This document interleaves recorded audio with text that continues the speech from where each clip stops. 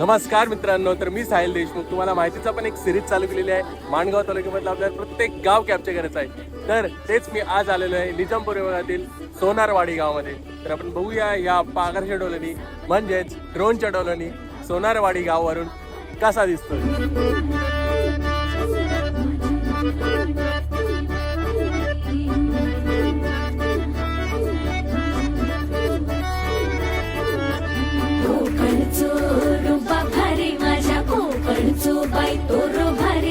दिसते भारी गणपतीची स्वारी आला धादिस मामाच्या घरी. मालवण चिपळूण सावंतवाडी माझ्या कोकण गावांचो दिमाग भारी.